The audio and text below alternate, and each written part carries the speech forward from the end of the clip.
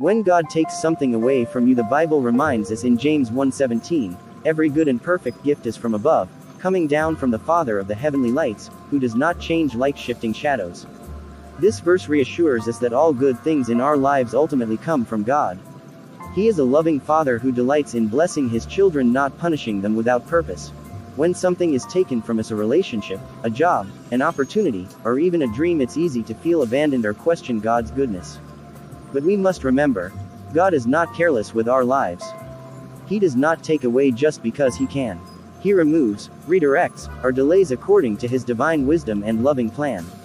In Jeremiah 29:11, God says, "For I know the plans I have for you, declares the Lord, plans to prosper you and not to harm you, plans to give you a future and a hope."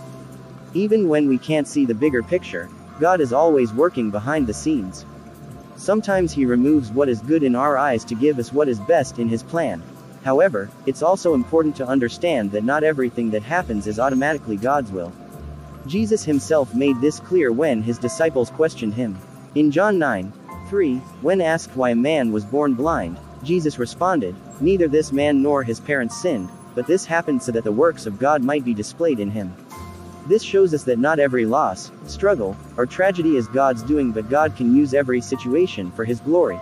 As believers, we are not called to passively accept every loss as God's will. Instead, we must stand in faith, pray fervently, and take spiritual authority over our lives.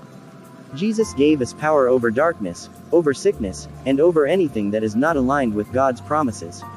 We are encouraged to ask, and it will be given to you, seek, and you will find, knock, and the door will be opened to you. Matthew 7:7.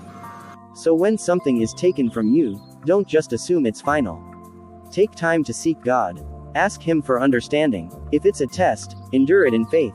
If it's a loss, grieve it with hope. If it's spiritual warfare, rise up and fight in prayer. And always trust that your Father in heaven is good and His plans for you are filled with purpose, peace, and a future full of hope. If this video touched you, don't forget to like, share and subscribe.